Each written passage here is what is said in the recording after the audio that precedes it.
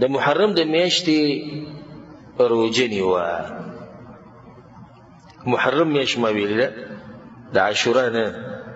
حدیث کې دا راځي رسول صلی الله علیه وسلم وایي افضل الصيام بعد رمضان شهر الله المحرم. صحیح مسلم کې دا حدیث دی. غوره روژې د رمضان د میاشتې نه بعد هغه روژې دي کومې چې د محرم په میاشت کې نیول کېږي. نو دې نه دا خبره ثابته شوه چې روژه یوازې په دې میاشت کې دغه یوه نه ده. زموږ عام خلک خو دغې ته انتظار کوي او د هغې سره دا نهمه نیسي.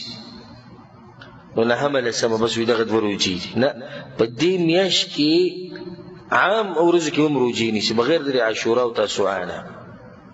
روژې به نیسي څومره روژې چې ډېرې نیوی شي ونیسي، ځکه چې دا غوره روژه ده د رمضان د میاشت نه بعد.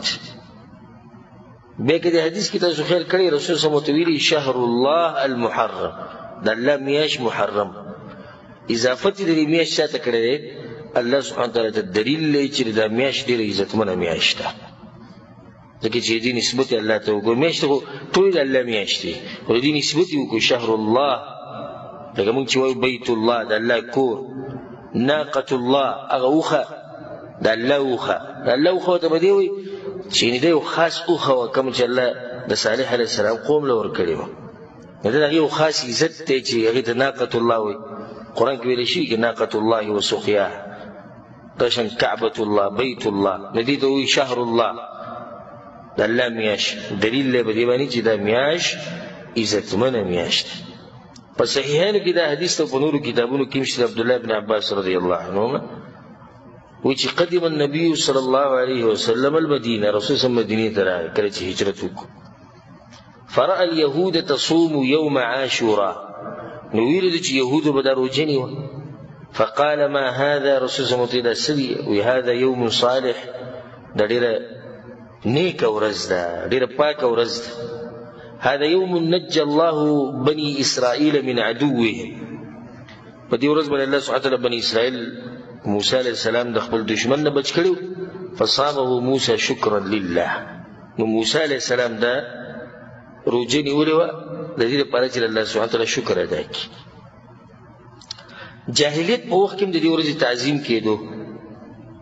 کعبې ته به غلاف بدلو، په دې ورځ باندې به کعبې ته غلاف بدلېدو او هغوی به دا روژه نیوه. رسول صلی الله علیه وسلم هم دا روژه نیوه په مکه کې.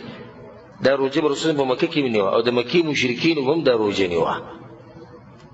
دا څه دي چې ورکه ورځ نه ده، بلکې یهودو ته، نصاراو ته او دې خلکو ته هم د دې ورځې هغه تاریخ چې دغه معلوم دی.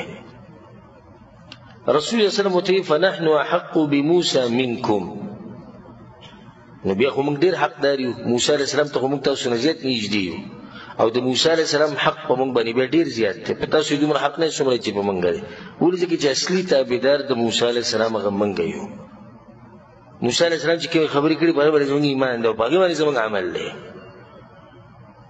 او هر چې یهود دي نو هغوی هغه خبرې بدلې کړي دي کوم چې ورته موسی علیه السلام کړي وي.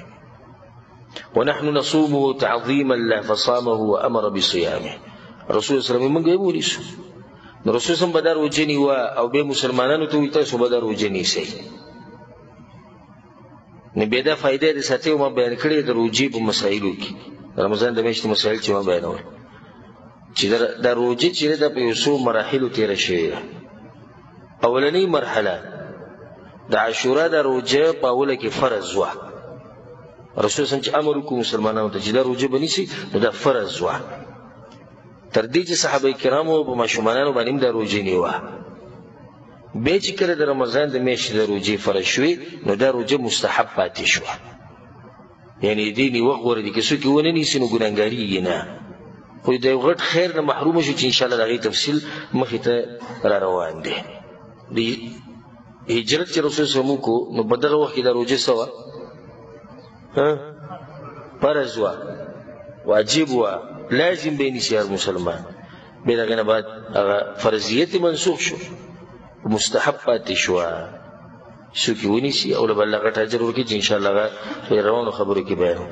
امام احمد بن حنبل رحمه الله دغه حدیث راوړی دا کوم چې ما بیان کړو چې عبدالله بن عباس وایي رسول صلی الله علیه وسلم مدینې ته راغی الی آخرې.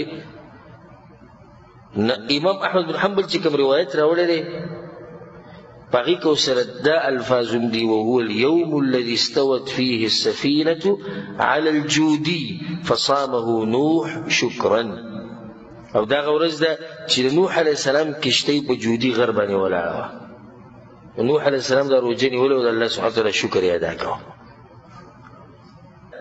چې د عاشورا د روزه چې ده کوم چې رسول صلی الله علیه وسلم او په اوله کې لازم و به مستحب پاتې شو د دې فضیلت ده فضیلت په صحیح مسلم کې راغلی رسول صلی الله علیه وسلم صيام یوم عاشورا د عاشورا روزه نیول انی احتسب على الله ان يكفر السنه التي قبلها زموږ د الله د امید دی چې په دې سره الله د تیر شوي کال ګناهونه بخښي